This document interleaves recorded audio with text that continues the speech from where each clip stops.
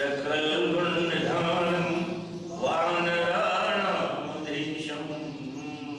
रघुपति प्रिय भक्तम वात जातम नमामि मनोजवम मारुततुल्य वेगम जितेन्द्रियं बुद्धिमतां वरिष्ठम वातात्मजं वानरयोधमुख्यं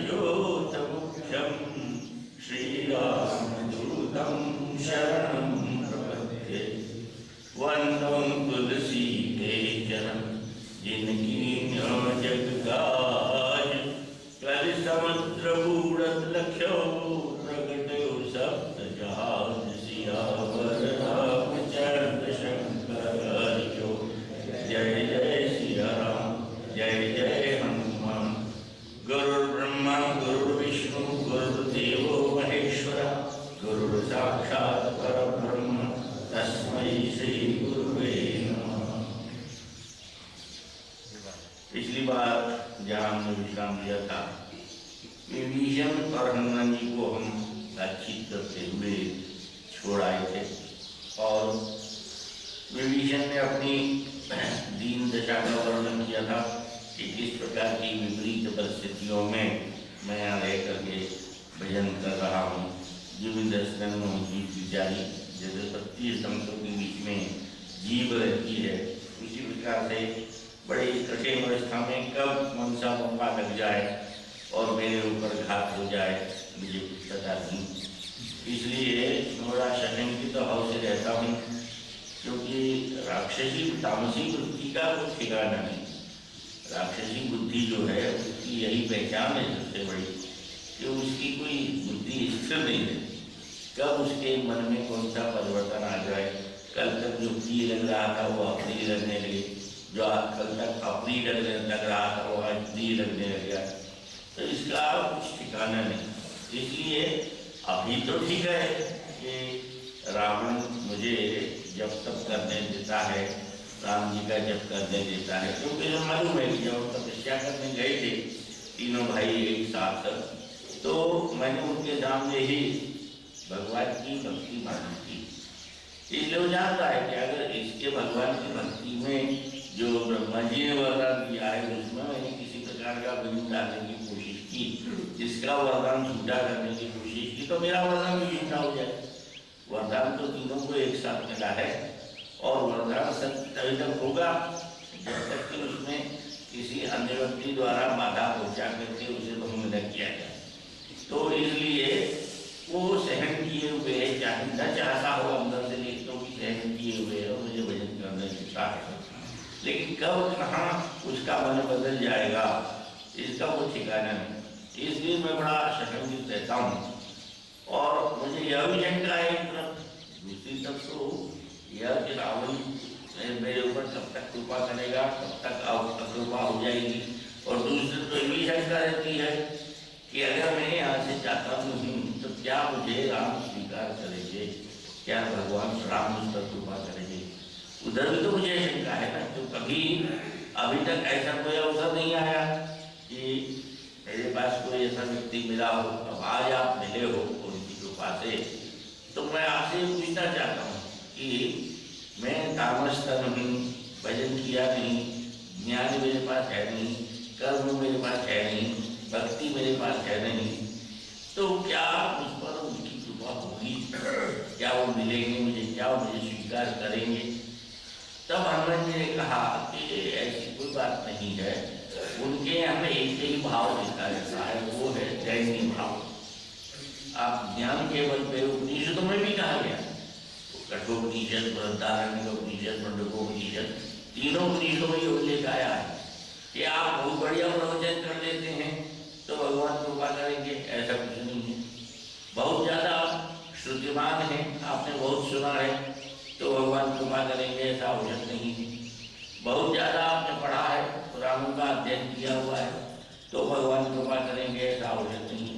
यानी ये जो चीजें हैं ये आपके अहम को भले बढ़ा है कि मैं बड़ा ज्ञानी हूँ, मैं बड़ा भक्त हूँ, मैं बड़ा कर्मी हूँ, लेकिन उसके संग यह अनिवार्य शर्त नहीं है कि उसकी वजह से भगवान भगवान आप पर कृपा करेंगे ही।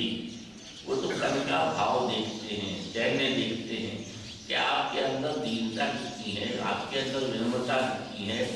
और सबसे बड़ी बात यह है कि जो ज्ञान आपके पास है उसको आपके अपने जीवन में कितना उतारा है।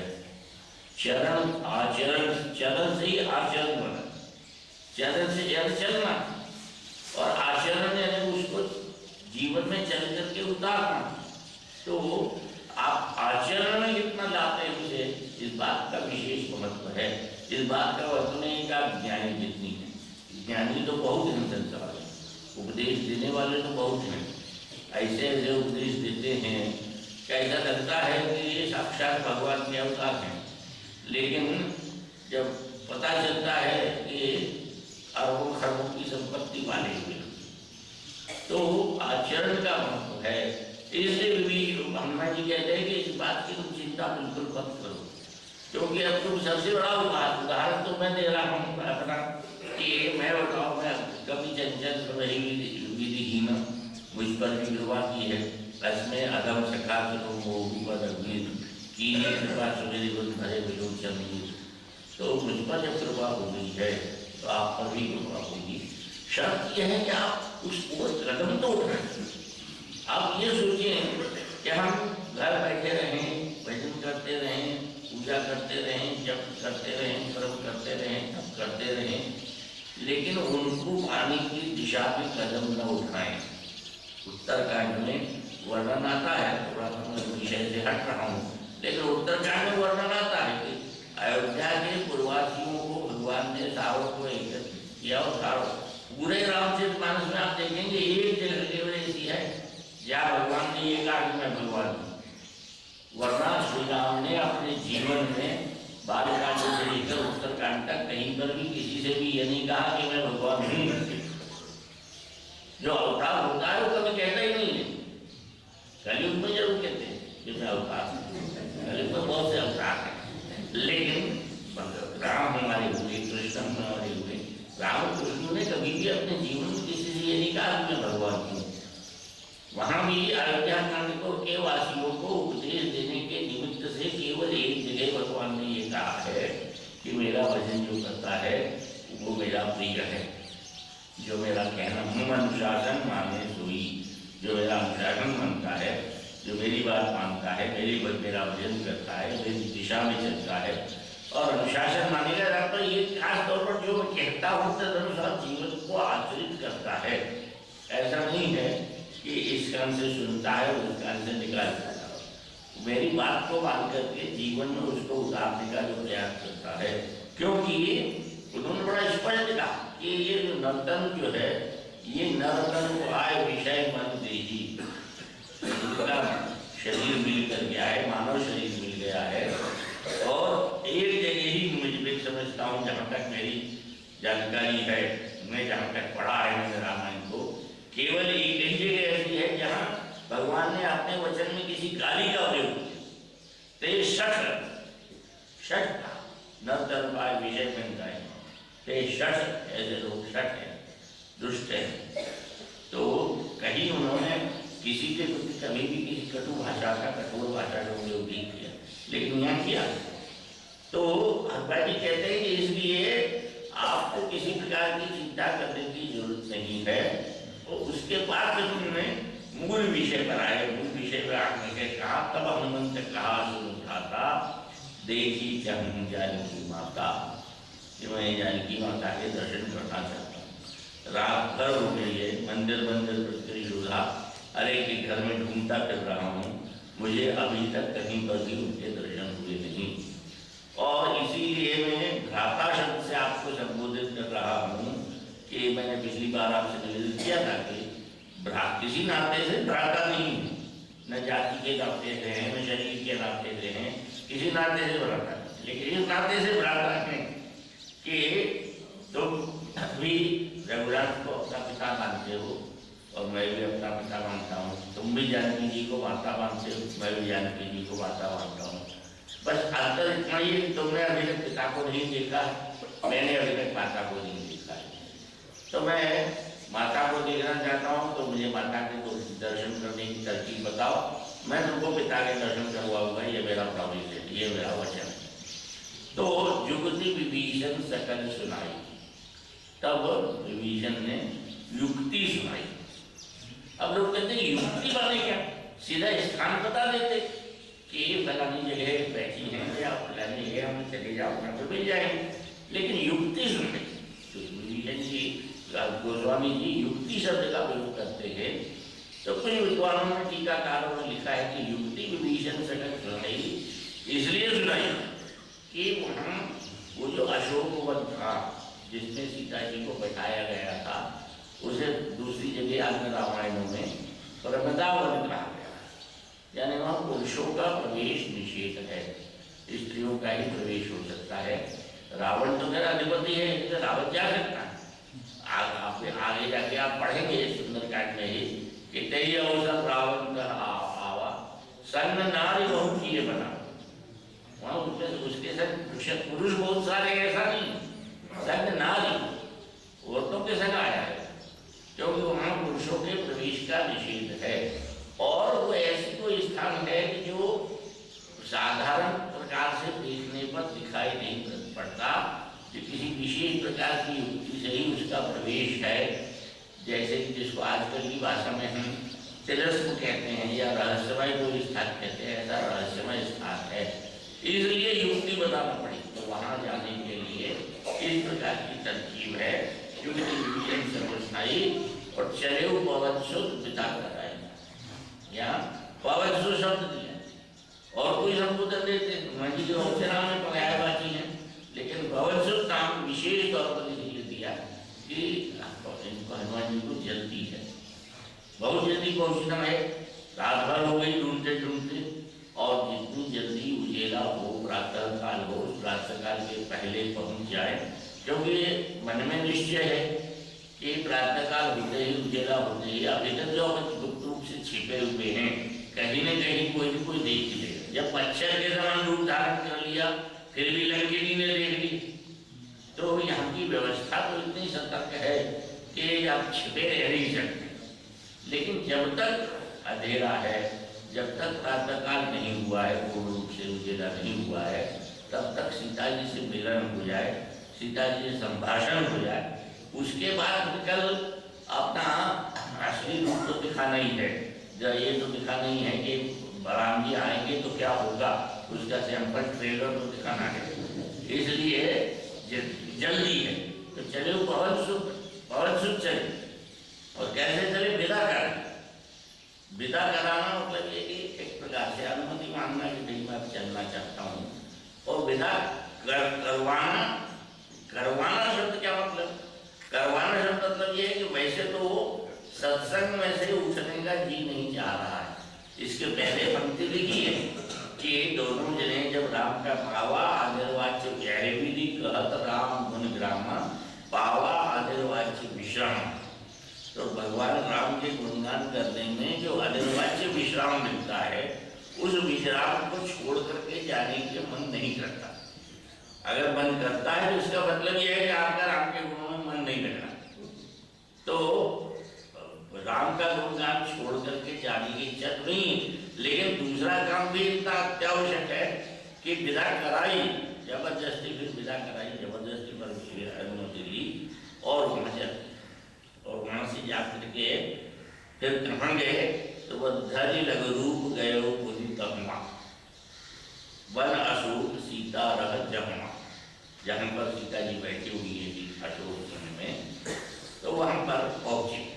और जब वहाँ पहुँच गए, और पहुँचते तो इतने निकट पहुँचे हैं कि लिखा कृष्ण शीश जटाए बेनी जपति हृदय रघुपति गुण श्रेणी।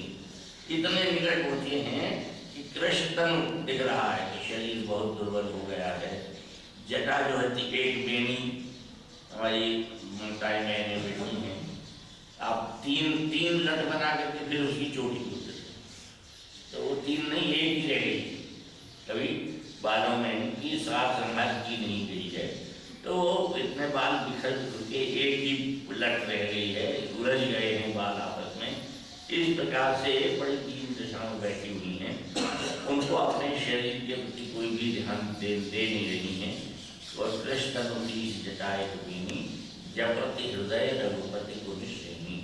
इस तरह से एक और बात ये बताई कि मन वचन कर्म तीनों से भगवान का ध्यान नहीं लगाए हुए हैं।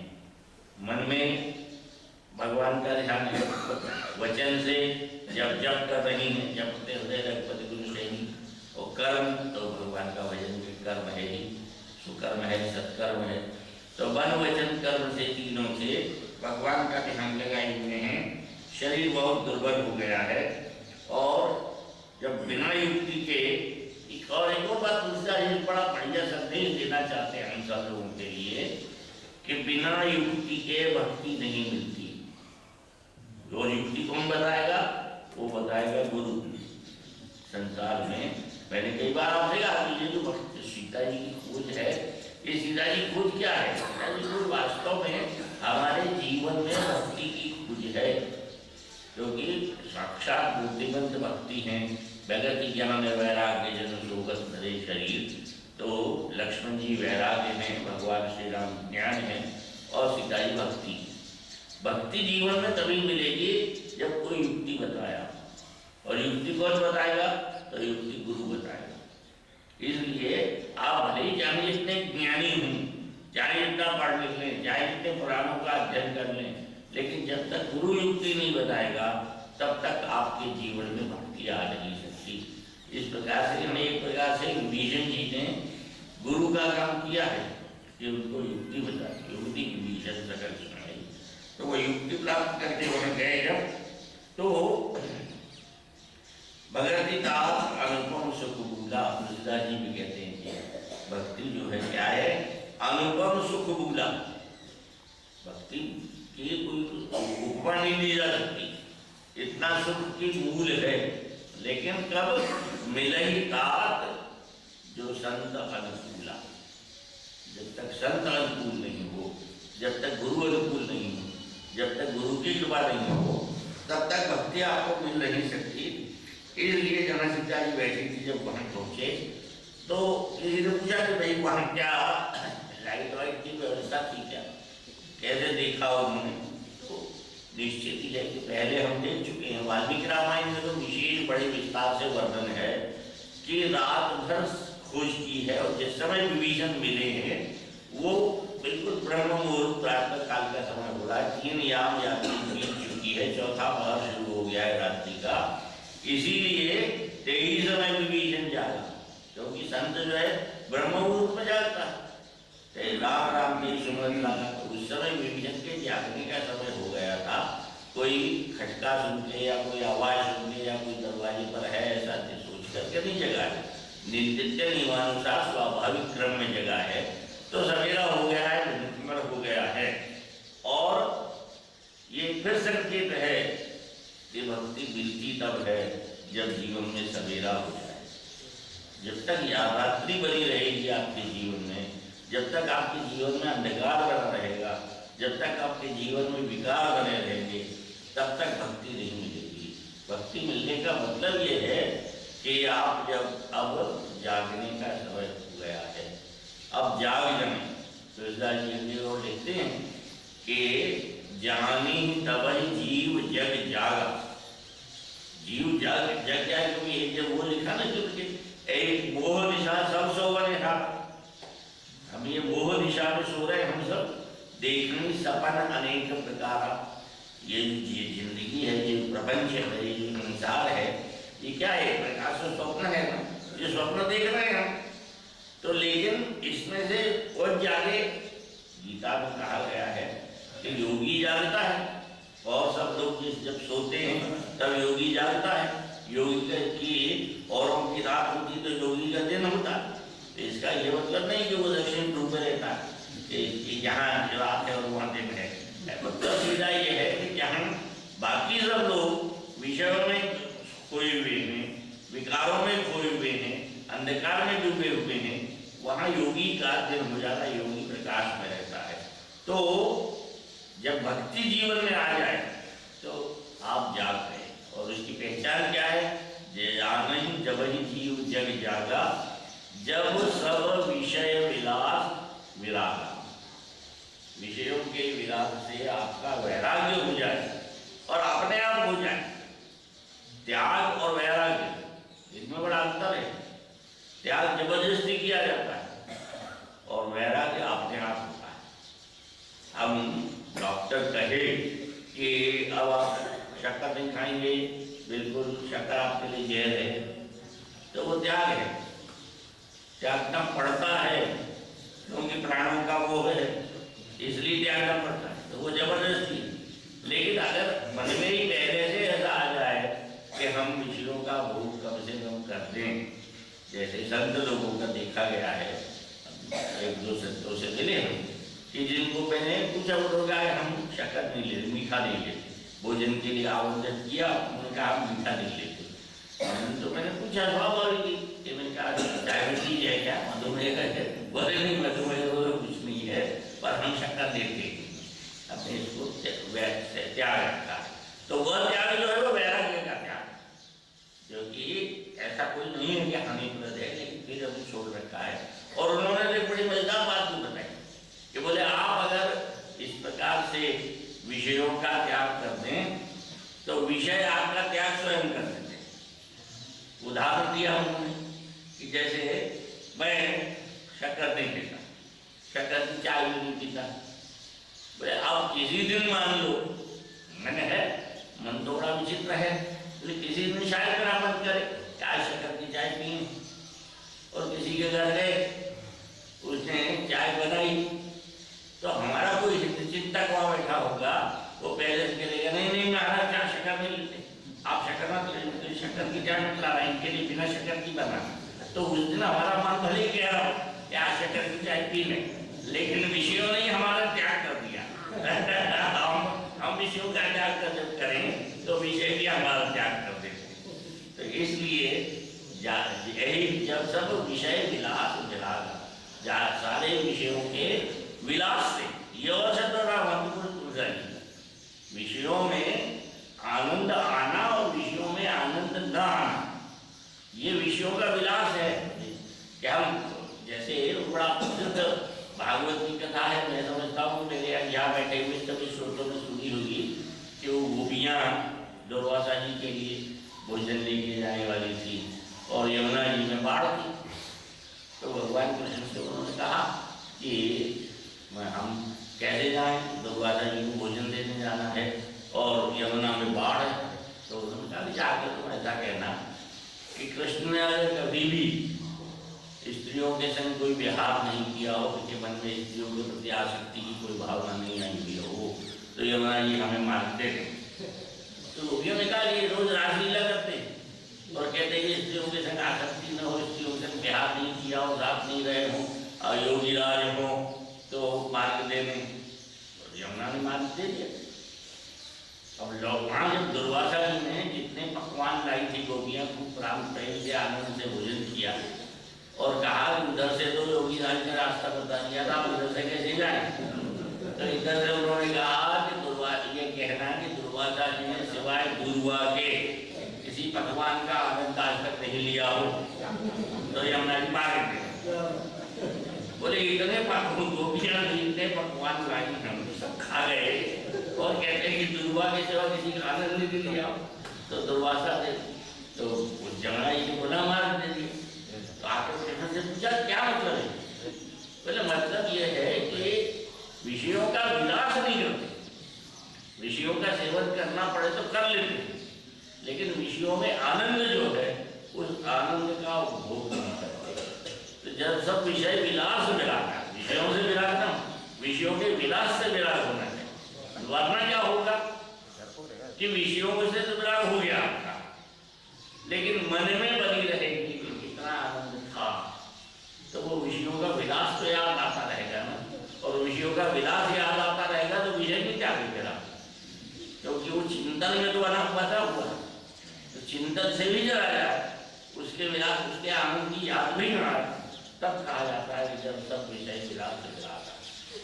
तो जी जब पहुंचे हैं तब प्रातःकाल हो गया है, सूर्योदय होने वाला है, उजेला होने वाला है, और उन्होंने देखा निकट, बिल्कुल निकट जाके देखा, कहाँ? बोले उसमें एक बरवे रामायण के लिए छोटी सी पुस्तक लिखी, उसमें वो एक पंक्ति आई है, हालांकि मुझे अतिशयोक्ति सी लगी। उसमें उन्होंने लिखा है कि कितने दुबली हो गई थी, तो बोले इतनी दुबली हो गई थी कि कलगुरिया की मुद्रिका कर्मन कंगन की। कलगुरिया कहते हैं इसमें जो अंगूठी थी वो अंगूठी हाथ में कंगन का काम कर रही थी। तो अतिशयोक्ति हो सकती है, लेकिन तात्पर्य कही था कि बहुत क्षीण शरीर हो गया है, बहुत दुखी शक्ति हो गई है, विरह में है भगवान का, इस वजह से। और ये वाटिका कैसी है, एक आपने शुरू सुंदरकांड में जब अपन ने छंद पढ़े थे, बल भाग उपवन वाटिका सरकूप वापी शोभनी, ये चार चीजें अलग अलग होती हैं। वन बहुत अच्छे जानते हैं हम, फॉरेस्ट कहते हैं, जंगल कहते हैं वन। उपवन जहाँ छोटी मात्रा में हो, थोड़ी से क्षेत्र में हो, ज्यादा घना नहीं हो, उसको उपवन कहते हैं। बाग जो बड़े बड़े बगीचे लगाए जाते हैं, रक्षा पेड़ों की रक्षा की जाती है, बड़े पेड़ भी होते हैं, छोटे पेड़ भी। और वाटिका बगीचा छोटा जो हम अपने घर के आंगन में लगा लेते हैं, घर में थोड़ी बहुत जगह हुआ लगा लेते हैं। तो ये यहाँ पर सीता जी बैठी हैं, ये ऐसा विचित्र अशोक वन है कि वहाँ चारों चीजें हैं। और उसका उदाहरण मिलता है हमको कि संपाति कहता है कि तह अशोक उपवन जम रहे, जहाँ अशोक उपवन है, जहाँ पर सीता जी हैं। वन अशोक सीता रह जहाँ, वन भी है वहाँ। और चले नाय सिर बैठे बागा, आगे आएगा तो भूख लगी तो जब सीता जी ने कहा कि फल खा लो, तो चले नाय सिर बैठे बागा, बाग में घुस गए। और जब राक्षसों ने आगे कहा रावण से, कहा एक पत्थर आ गया है, तेरी अशोक वाटिका उजाड़ी, उसने अशोक वाटिका को उजाड़ा। तो वन बाग और वन वाटिका चारों ही अशोक वन में। और देख मन ही मन की न बताना, हनुमान ने देखा तो मन ही मन प्रणाम किया।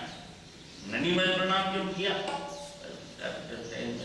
देख रहा हूँ, मन ही मन प्रणाम इसलिए किया भाई हाथे ज्ञानी राम में बुद्धिमान राम वरिष्ठम है कि इस समय अगर हम आप होते तो शायद बड़े प्रसन्न होकर के और फौरन आइडेंटिटी कार्ड लेके पहुंच जाते।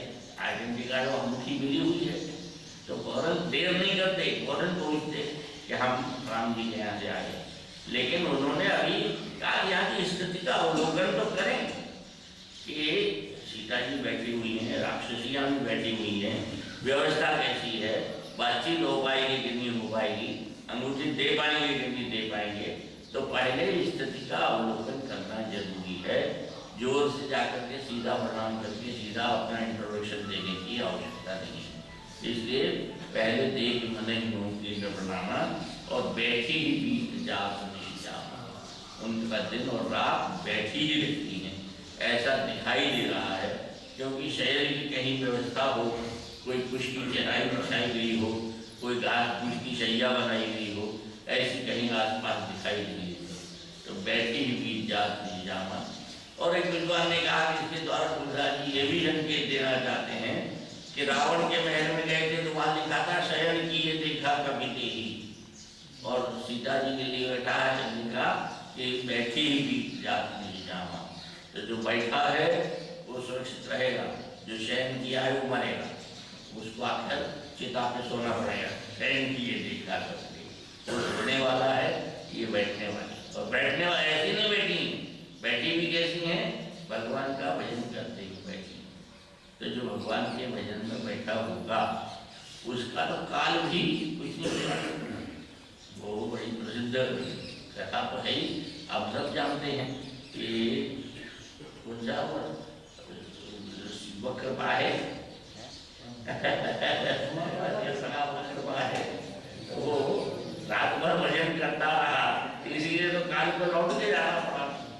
तो जो दिन रात भजन करेगा उसका काल स्पर्श कर ही नहीं सकता, काल को भी दूर से ही जाकर उसको प्रणाम करके जाना पड़ेगा। तो देख नहीं उनकी नमकामा बैठी बीत जात निजामा। और फिर क्या किया उन्होंने, तरु बल्लव उधाई लुकाई करे विचार करो तो भाई, पेड़ की ओर से छिप गए। विचार करना पड़ा, क्योंकि विचार करना बहुत आवश्यक, हर काम करने के पहले विचार करना बहुत आवश्यक है। और सीता जी कैसी बैठी हैं इसकी चर्चा हम आगे करेंगे कि निजबल कमल नयन निजबल नयन दिए मन रामपल कमल लीन परम दुखी भाव तो इस मुद्रा में बैठी हैं, अपने चरणों की तरफ उनकी आंखें लगी हुई हैं। इस चरणों में सब क्यों देख रही? तो भाई अब यहाँ पे कोई भगवान की मूर्ति तो है, भगवान की छवि नहीं है, भगवान की फोटो नहीं है, इसलिए अपने चरणों की तरफ इसलिए देख रही हैं कि एक जगह वर्णन आया है कि जो चिन्ह, चरण के चिन्ह सीता जी के बाएं पैर में हैं वो राम जी के दाएं पैर में, और जो चिन्ह राम जी के दाएं पैर में है वो सीता जी के बाएं पैर में। तो वो उन चरण चिन्हों का ध्यान कर रही हैं जो राम जी के चरण में है, राम जी के पाँव में है, और तो वो चरण चिन्ह इनके बाएं पैर में है जो उसके दाहिने पैर में है। तो अपने चरण को, अपने तलवे को देख रही हैं जिसमें वो चिन्ह है जो राम जी के चरणों में बने हुए हैं। आगे आगे देखेंगे हमने उनको कौन से चरण का ध्यान कर रही हैं कि जब जिस समय डकली हिरण के पीछे भागे हैं धनुष हाथ में लेकर के, तो जब आदमी थोड़ा दौड़ता है, चलता है, आप देखेंगे, अपना रोज देखते हैं, तो उसके चलने में उसके नंगे पांव है तो चरण उठते हैं, तो उन्हीं चरणों का ध्यान कर रहे हैं। और वो चरण अपने चरणों में है, चिन्ह बने हुए हैं, तो उन चरण चिन्हों का ध्यान कर रही हैं, इसलिए चरणों में देख रही हैं। और परम दुखी भाव हनुमान जी को ज्यादातर जिससे की खोज में लगे थे वो मिल गया और परम दुखी हो गई। ये बात तो अच्छी नहीं लगी, तो क्यों दुखी हुए इसकी चर्चा अपन आगे करेंगे। बोलिए